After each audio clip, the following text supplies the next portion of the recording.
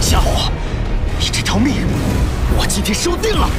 老师不能继续陪在你身旁了。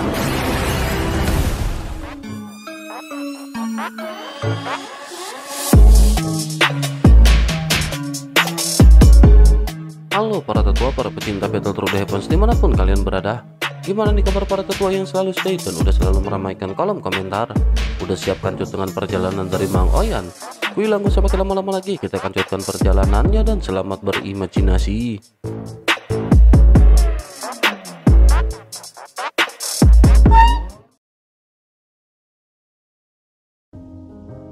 Cerita masih berkancut dengan Xiaoyan yang pada saat ini berhadapan dengan sosok Tuan Su. Xiaoyan menggunakan seluruh kekuatan jantung api dan jantung guntur untuk melawannya. Tetapi kekuatan aturan dari Tuan Su terlalu kuat bagaikan racun yang mematikan. Xiaoyan sama sekali tidak bisa menghadapi setiap serangan yang dilesatkan oleh Tuan Su. Kali ini krisis kematian bahkan lebih kuat karena jiwa Xiaoyan seolah ditelan oleh kegelapan. Di mata Xiaoyan, langit semakin gelap, kabut hitam semakin tebal seolah-olah seluruh dunia dengan cepat berubah menjadi hitam. Sementara itu Tuan Su segera berkata bahwa yang mulia telah terbongkar terlalu dini. Jika ia terus-menerus bersembunyi, sesungguhnya tidak akan mudah baginya untuk bisa menemukan keberadaannya. Meskipun hasil dari pertempuran sensi ini tidak akan berubah dengan atau tanpa yang mulia, akan lebih aman jika ada satu variabel yang berkurang. Tuan Su seketika lanjut menatap ke arah Xiaoyan yang pada saat ini tergesa-gesa.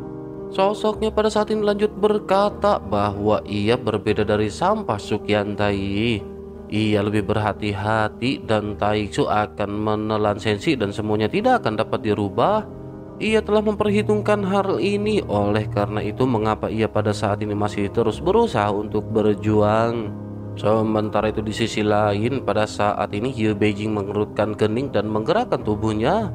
Ia berpikir sepertinya Xiaoyan tidak lagi memiliki kartu truf yang kuat. Ini tampaknya merupakan jalan buntu bagi Xiaoyan. Ye Beijing pada saat ini tampak bersiap untuk bertindak karena ia tidak ingin melihat Xiaoyan mokat di dalam pertempuran ini. Sementara itu Tuan Su pada saat ini mengangkat wajahnya yang kabur dan menatap ke arah Ye Beijing.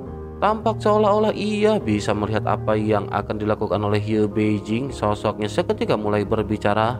Ia berkata sebaiknya Ye Beijing pada saat ia berkata bahwa ia menyarankan kepada Ye Beijing dunia iblis keabadian kuno pada saat ini telah membaik. Oleh karena itu ia menyarankan agar Ye Beijing pada saat ini jangan membuat masalah lagi. Ye Beijing seketika menjadi sedikit marah setelah diancam oleh sosok Tuan Su. Ia segera kehilangan temperamennya yang lembut dan bermartabat. Dengan sedikit cemberut ia seketika berteriak dengan marah ke arah Tuan Su. Ia menjelaskan bahwa alam iblis keabadian kuno tidak ada hubungannya dengan Ye Beijing. Jika mereka Taiksu memiliki nyali, serang saja alam iblis keabadian kuno. Ia tidak perlu mengancam Ye Beijing. Terlebih lagi ia hanya pecahan jiwa yang telah turun datang ke sini. Ia sangat pandai berbicara omong kosong, dan apakah ia berani menunjukkan jati diri aslinya yang sebenarnya?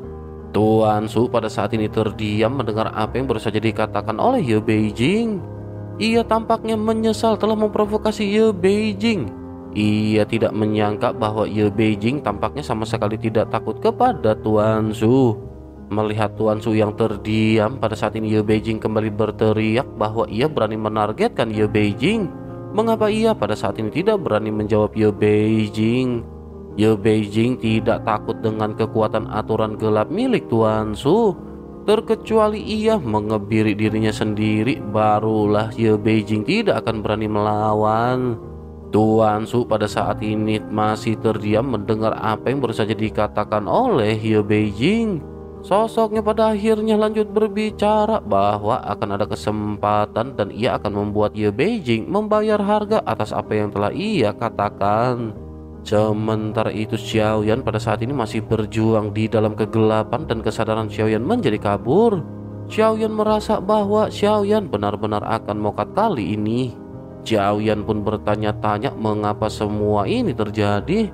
Apakah Xiaoyan adalah reinkarnasi dari Yang Mulia? Namun yang pasti Xiaoyan adalah Xiaoyan dan sama sekali bukan Yang Mulia dan bukan Gu Zhongzheng. Xiaoyan telah mengalami hidup yang sangat panjang, dan apa yang sudah Xiaoyan lakukan dengan kerja keras selama ini, tampaknya pada akhirnya semuanya akan berakhir dengan sia-sia. Xiaoyan telah menyelamatkan banyak orang di dalam hidupnya dan telah diselamatkan oleh banyak orang. Xiaoyan melindungi dan dilindungi, dan setidaknya Xiaoyan tidak pernah merasa sendirian di dalam hidup ini. Hal ini saja sesungguhnya sudah cukup bagi Xiaoyan. Xiaoyan sesungguhnya tidak ingin memikirkan hal ini, tetapi kesadaran Xiaoyan memaksanya untuk berpikir seperti ini. Mungkin ini adalah kesadaran terakhir sebelum kematian dan ringkasan hidup Xiaoyan. Dalam waktu sesingkat itu, ini adalah kedua kalinya Xiaoyan mengalami situasi putus asa.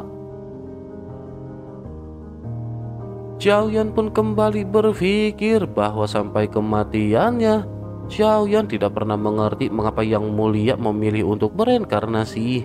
Setelah bereinkarnasi, sulit bagi Xiaoyan untuk tumbuh dewasa, dan bagaimana Xiaoyan bisa melindungi Sensi? Xiaoyan pada saat ini tampak memiliki keengganan di dalam kabut hitam.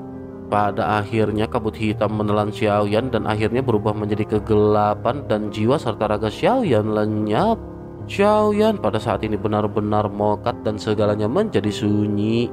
Terkecuali Suan King di Dewa Taixu yang tertawa terbahak-bahak, pada saat ini tidak ada sesosok pun yang membuat suara. Suan King lanjut berteriak bahwa Xiaoyan yang merupakan reinkarnasi Yang Mulia akhirnya mokat. Sementara itu tubuh halus Yu Beijing pada saat ini sedikit bergetar dan ia menunggu untuk waktu sejenak. Kehampaan benar-benar sunyi tanpa adanya suara apapun. Pada akhirnya ia yakin bahwa Xiaoyan benar-benar tidak lagi hidup. Yu Beijing tampak sedikit panik dan bergumam, tampaknya ia benar-benar telah keterlaluan dan membiarkan Xiaoyan benar-benar mokat. Yu Beijing mengira bahwa Xiaoyan adalah reinkarnasi dari Yang Mulia dan mustahil bagi Xiaoyan untuk dihabisi oleh hanya pecahan jiwa dari Tuan Su. Tetapi hasilnya pada saat ini Xiaoyan benar-benar lenyap baik tubuh maupun jiwanya. Bersama dengan hal tersebut, di puluhan bahtera dari alam dewa kuno yang bergegas mendekat dengan kecepatan yang sangat cepat, klon dewa asli Xiaoyan tiba-tiba terdiam dan menutup matanya rapat-rapat. Sosoknya tidak bergerak dan vitalitas di dalam tubuhnya dengan cepat menghilang. Melihat pemandangan ini, Ge-yun tiba-tiba menegang dan bergumam bahwa ini adalah kloningan dari saudara ke-9. Hanya ada satu kemungkinan untuk situasi seperti ini, yakni tubuh aslinya mungkin telah mati. Mendengar hal tersebut, sontak para senior Xiaoyan pada saat ini berteriak meminta Xiaoyan untuk bangun. Mereka tidak percaya dengan apa yang baru saja dikatakan oleh Ge-yun. Rancang pada saat ini bertanya bagaimana mungkin ini bisa terjadi. Ia adalah reinkarnasi dari guru mereka. Saudara laki-laki tidak akan mokat, terlebih lagi ada Yang Mulia Ratu di sana. Yu Feiyu pada saat ini mengangguk dan menjelaskan bahwa apa yang dikatakan oleh saudara Rancang memang benar. Bagaimana mungkin guru mereka bisa mokat dengan begitu mudah? Ge-yun pada saat ini tidak mengatakan apa-apa lagi di tengah-tengah gemuruh raungan semua orang. Tetapi meskipun begitu, ia pada saat ini mengepalkan kelima jarinya dan benar-benar dipenuhi dengan amarah. Ge-yun pun segera bertanya, bisakah mereka menambah kecepatannya? Yu Feiyu segera menggelengkan kelapanya dan berkata bahwa mereka sudah berada dalam kecepatan tercepat. Mereka tidak bisa menambah kecepatan lagi. Bahtera mereka tidak akan mampu menahannya, dan jika tidak maka mereka akan hancur. 3 dewa di belakang pada saat ini hanya bisa menghela nafas dan berniat untuk menghibur semua orang. Salah seorang di antaranya berkata agar mereka jangan khawatir karena ia yakin adik kecil ini pasti akan baik-baik saja. Sementara itu kembali ke lokasi pertempuran di mana Suan King pada saat ini tampak begitu sangat gembira. Ia berteriak ke arah Yang Mulia Ratu. Apakah Yang Mulia Ratu melihatnya? Reinkarnasi Yang Mulia telah mokat dan ia benar-benar merasa sangat senang. Yang Mulia Ratu mengabaikan Suan King dan pada saat ini menatap ke arah Xiaoyan yang telah menghilang. Air mata yang besar pada saat ini terus-menerus keluar dan melintasi pipi halusnya. Ia pada saat ini menangis dengan memilukan ketika meneriakkan nama Xiaoyan dan berkata bahwa Xiaoyan masih belum boleh mokat. Ye Beijing seketika menoleh mendengar teriakan yang baru saja terlontar dari Yang Mulia Ratu. Ye Beijing mengerutkan bibir menunjukkan ekspresi tidak mengerti di wajahnya. Ia bergumam bahwa Xiaoyan telah meninggoy dan mengapa ia masih berteriak dan menangis. Sementara itu Tuan Su pada saat ini memandang ke arah sang ratu sebelum akhirnya bergerak dan kembali menyerang ke arah Yang Mulia Ratu secara langsung. Suara dingin dari Tuan Su terdengar bahwa jika ia membunuh dua, hal tersebut akan menghemat banyak waktu. Selanjutnya kabut hitam menyelimuti sang ratu dan sang ratu segera mengelurkan tangannya. Dengan suara lemah, ia pada saat ini meminta Xiaoyan untuk menyelamatkannya. Melihat hal tersebut, Ye Beijing pada saat ini kembali mengerutkan kening karena ia bisa merasa aura Yang Mulia Ratu yang terpancar pada saat ini sangat kuat. Tidak ada kelemahan sama sekali dan mengapa ia melakukan hal ini. Memikirkan hal ini, ia pada akhirnya bertanya-tanya apakah Xiaoyan benar-benar mokat di tangan Tuan Su. Teriakan dari Yang Mulia Ratu ini juga membuat Tuan Su seketika kembali menoleh ke arah tempat di mana Xiaoyan lenyap. Tuan Su yakin bahwa Xiaoyan telah terbunuh dan auranya telah menghilang sepenuhnya, membuatnya mustahil untuk bisa dibangkitkan kembali. Tubuh dan jiwanya sepenuhnya musnah dan berubah menjadi ketiadaan. Tidak ada media bagi Xiaoyan untuk dibangkitkan dan Xiaoyan pada saat ini benar-benar telah mokat. Selanjutnya Tuan Su mengangkat tangannya dan kegelapan pada saat ini menjadi semakin padat ketika menelan Yang Mulia Ratu. Tuan Su pun kembali berkata karena Yang Mulia Ratu telah hidup sampai sekarang, maka tampaknya waktunya baginya untuk berangkat menyusul Yang Mulia.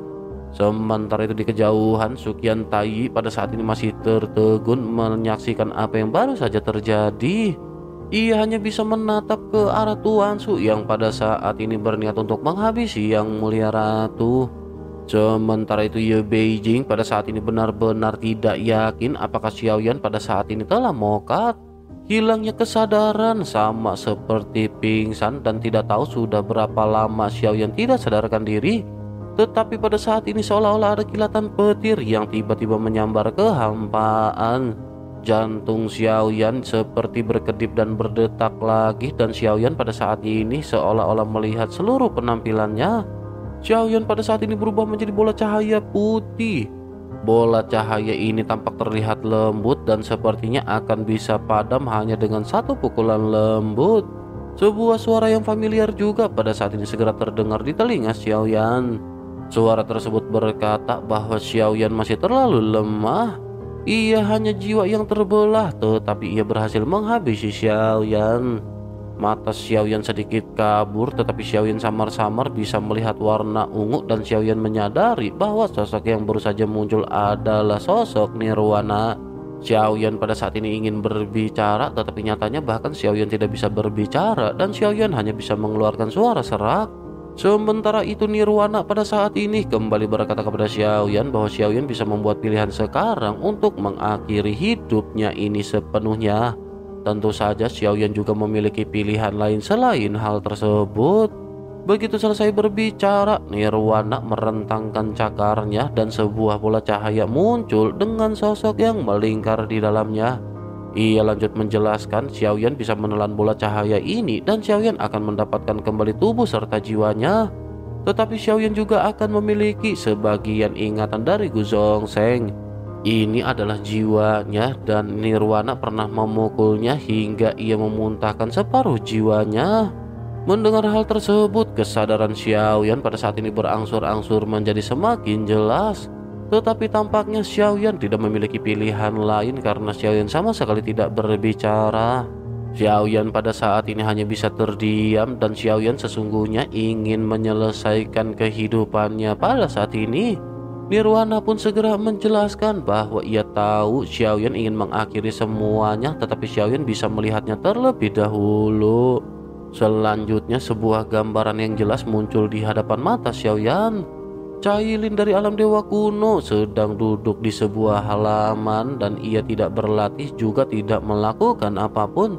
Cailin pada saat ini hanya menatap ke arah langit tanpa adanya cahaya di kedalaman matanya. Tampaknya Cailin pada saat ini mengkhawatirkan Xiaoyan dan Xiao Yueli. Selanjutnya Xiaoyan juga melihat dua sosok yang berjalan bersama dan keduanya tampak berlatih dengan keras. Mereka dipenuhi dengan bekas luka dan mereka tampaknya berlatih dengan sangat sungguh-sungguh. Sosok-sosok ini adalah Xiao Xiao dan Xiaolin yang tidak ikut ke medan tempur karena kekuatan mereka masih harus diasah. Xiaoyan juga melihat gambaran di bahtera alam dewa kuno di mana saudara-saudaranya memasang ekspresi serius di wajah masing-masing. Mereka menatap ke arah klon dewa asli dengan mata terpejam dan mereka tampak dipenuhi dengan kekhawatiran. Meskipun semua orang di tim Fearless tidak tahu apa yang telah terjadi, mereka telah bisa menduga sesuatu dan mereka semua tampak pucat serta khawatir. Setelah mengetahui situasi ini, Xiao Yueli dengan air mata di matanya juga melepaskan semua kekuatan penyegelnya. Ia bergegas dengan kecepatan penuh. Ia tampaknya tidak pernah mengira bahwa ayahnya akan berada dalam bahaya seperti ini. Selanjutnya gambaran berubah di mana Xiaoyan melihat Tuan Su yang hendak menghabisi Yang Mulia Ratu. Adegan ini benar-benar membuat Xiaoyan gelisah. Xiaoyan masih memiliki terlalu banyak kekhawatiran dan adegan singkat ini saja sudah cukup membuatnya mustahil untuk memilih pilihan pertama. Kesadaran Xiaoyan pun kembali sementara Nirwana segera berkata bahwa ia rasa Xiaoyan telah menentukan pilihannya. Sebaiknya Xiaoyan pada saat ini menerimanya dan untuk sementara Xiaoyan akan menjadi yang mulia, tetapi jangan lupa untuk kembali pada dirinya sendiri. Xiaoyan terdiam dan Xiaoyan berpikir bahwa ini seperti dugaan Xiaoyan di mana Nirwana tidak akan membiarkan Xiaoyan mokat. Bukan karena ia merasa kasihan kepada Xiaoyan, tetapi karena ia bosan dan harus melatih untuk mencari lawan menemaninya bertarung.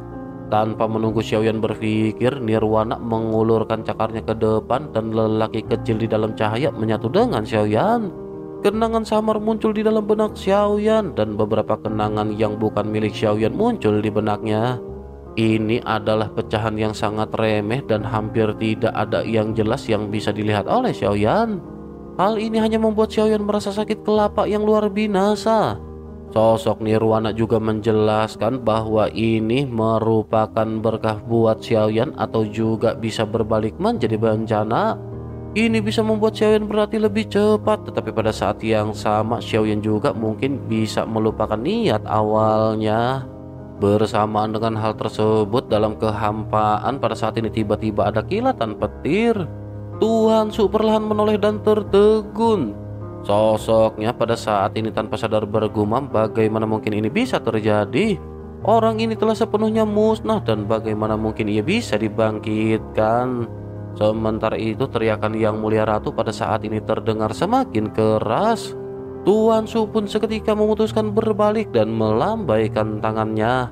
Ia tampak berubah pikiran dan pada saat ini berniat untuk menghabisi Xiaoyan yang kembali bangkit. Namun saat ia mengangkat tangannya dan belum mengayunkannya ke bawah, sebuah tangan tiba-tiba muncul dari udara tipis dan terulur untuk mencengkram lehernya. Suara berat seketika terdengar ketika sosok tersebut berkata, apakah ia berpikir ia bisa mencengkram wanitanya?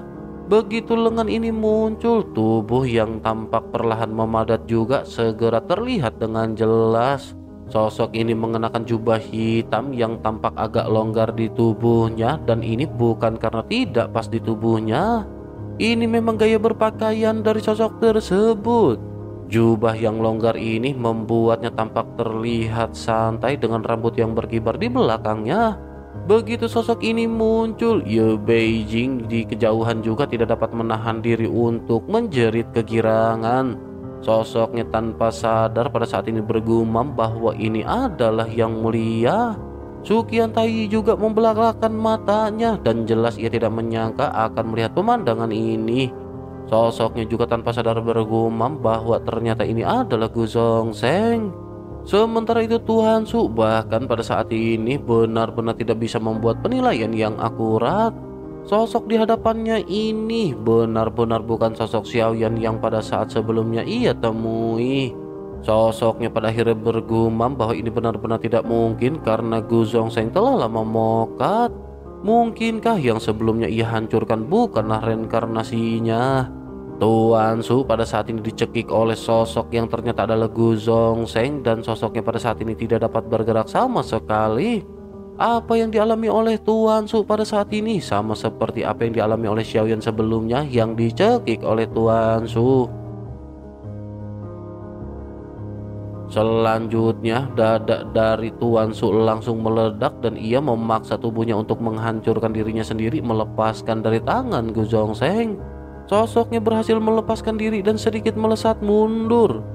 Ia menatap ke arah pria yang muncul di hadapannya yang tampak mirip dengan Xiaoyan. Hanya saja ada beberapa fitur wajah yang terlihat berbeda, namun sosok Xiaoyan masih dapat dikenali. Ia benar-benar tidak pernah menyangka bahwa sosok yang kali ini muncul adalah sosok Gu Zhongzheng yang merupakan seorang legenda. Melihat kemunculan Gu Zhongzheng ini, ia pada saat ini segera merubah segel di tangannya sambil dengan cepat melesat mundur. Seketika segel hitam misterius mengembun dan menampar dengan keras ke arah Xiaoyan. Segel hitam ini tampak menembun dari kegelapan dan melesat keluar dengan dahsyat dengan kekuatan pelahap yang kuat. Adapun Yang Mulia Ratu pada saat ini tatapannya hanya tertuju kepada sosok Xiaoyan. Ia benar-benar terfana. Ia bahkan menduga bahwa ia sedang bermimpi ketika melihat sosok yang baru saja muncul. Ini adalah Yang Mulia yang telah lama mokat. Meskipun dunia ini masih dipenuhi dengan bayang-bayang yang mulia, tetapi mereka tidak pernah bisa melihatnya lagi. Gu Zhongzheng yang muncul di hadapannya juga sama persis dengan Gu Zhongzheng dalam hal postur dan temperamen yang diingat oleh Yang Mulia Ratu. Inilah yang pada akhirnya membuat Yang Mulia Ratu tampak kehilangan akal sehatnya. Sementara itu Xiaoyan pada saat ini dengan teriakan pelan membubarkan serangan yang dilesatkan oleh Tuan Su. Selanjutnya Xiaoyan mengangkat tangannya dan melambaikannya lagi dan tubuh dari Tuan Su bergetar hebat. Ia tampak seolah-olah telah dipukul dengan keras dan dengan erangan teredam sosoknya segera menghilang. Tuan Su yang datang ke sini adalah salah satu pecahan jiwa dan tampak terlihat dari kekuatan tempurnya ia sangat menghargai jiwa tersebut.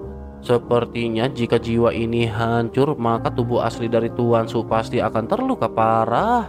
Berdasarkan hal ini Tuan Su pada akhirnya memutuskan untuk melesat dan melarikan diri. Namun Xiaoyan yang tangannya terulur pada saat ini seketika kembali berteriak ketika meminta untuk mengunci Tuan Su. Kelima jari Xiaoyan juga terentang dan menunjuk ke bawah sebelum akhirnya kekuatan tak terlihat seperti sangkar terbentuk. Tuan Su segera mengeraskan tubuhnya dan sosoknya pada saat ini sama sekali kembali tidak bisa bergerak. Tuan Su memutuskan untuk melepaskan kekuatan dahsyatnya, berusaha untuk menerobos blokade tersebut. Tetapi saat ini ia tampak lemah dan tak berdaya sama seperti Xiaoyan yang sebelumnya ditekan oleh Tuan Su. Tuan Su pun segera berteriak bahwa Xiaoyan bukanlah yang mulia. Jika ia berani menyakiti jiwa Tuan Su, maka mereka akan membayar harga 100 kali lipat. Ketika Tuan Su mengatakan hal ini dapat terlihat jelas bahwa ini membuktikan ia sedikit cemas. Sementara itu di kejauhan mata Ye Beijing pada saat ini semakin berbinar melihat sosok Gu Zhongzheng yang muncul. Sosoknya bergumam bahwa semuanya seperti yang ia duga, Xiaoyan telah menyembunyikan kekuatannya. Ia sama sekali bukan reinkarnasi yang mulia. Xiaoyan ternyata adalah sosok Gu Zhongzheng dan ia tidak akan melepaskan Xiaoyan apapun yang terjadi. Ye Beijing pada saat ini tampaknya memiliki tekad yang semakin kuat untuk bisa menaklukkan Xiaoyan. Saat Ye Beijing tengah menatap ke arah Xiaoyan, tiba-tiba ia merasakan tatapan tak bersahabat tertuju padanya. Ye Beijing pun segera menoleh dan tatapannya bertemu dengan Yang Mulia Ratu. Keduanya pada saat ini saling menatap dan tampak ada kobaran api yang terpancar di antara kedua belah pihak. Setelah beberapa saat, keduanya pada akhirnya segera kembali menatap ke arah Xiaoyan. Xiaoyan yang pada saat ini benar-benar berbeda baik dalam pandangan mata maupun gaya bertarungnya. Tampaknya apa yang dikeluarkan oleh Xiaoyan pada saat ini tidak memiliki gerakan mewah, tetapi cara yang digunakan tampak berada di atas segalanya. Kelima jari Xiaoyan tiba-tiba mengerahkan kekuatan yang sangat kuat, dan di bawah kekuatan tak kasat mata ini, tubuh Suzu membungkuk dan semua metode yang ia gunakan sama seperti ketika ia berhadapan dengan Xiaoyan sebelumnya, dan ia benar-benar tidak bisa melawan. Tuan Su pada saat ini tampaknya sudah menyerah berjuang, dan ia diam-diam menunggu jiwanya dihancurkan oleh Xiaoyan. Sementara itu Xiaoyan pada saat ini berteriak dengan keras ketika memerintahkan Tuan Su untuk berlutut. Tuan Su pada saat ini sama sekali tidak takut jika jiwanya dihancurkan oleh Xiaoyan. Namun memintanya untuk berlutut, hal ini akan menjadi penghinaan bagi Tuan Su. Ia pada saat ini mendengus dingin, dan ia lebih memilih untuk meledakkan jiwanya sendiri. Daripada ia menerima penghinaan seperti ini, lebih baik ia melenyapkan dirinya sendiri. Menyadari niat dari Tuan Su, Xiaoyan pada saat ini mengulurkan tangannya, dan Xiaoyan menekan seluruh tubuh Tuan Su. Xiaoyan tentu saja tidak akan membiarkan Tuan Su pada saat ini meledakkan dirinya sendiri. Anggota tubuh Tuan Su seketika langsung terentang lurus seolah-olah ia menjadi boneka dalam genggaman Xiaoyan. Xiaoyan lanjut menggerakkan jari-jarinya sedikit, dan lutut dari Tuan Su perlahan menekuk. Hal ini membuatnya meraung kesakitan, seolah-olah berlutut bahkan lebih sulit diterima daripada membunuhnya atau menghancurkan jiwanya. Tuan Su pada saat ini berteriak bahwa Gu Zhongsheng masih saja sangat licik dan kejam.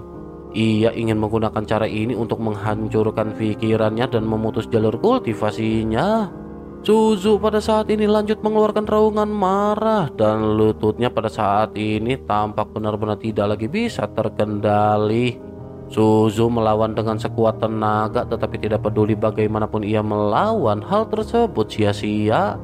Lututnya sudah tertekuk dan ia tidak lagi bisa meledakkan jiwanya sendiri. Selanjutnya Xiaoyan pada saat ini mengangkat kelapanya, dan Xiaoyan lanjut mengamati sekitar. Tatapan Xiaoyan tampak sedikit aneh, dan tanpa banyak bicara Xiaoyan segera melangkah maju dengan ringan. Suara dengungan seketika terdengar, dan banyak bayangan besar mulai mengembun. Ukurannya tampak sangat besar, bahkan di tengah-tengah kehampaan.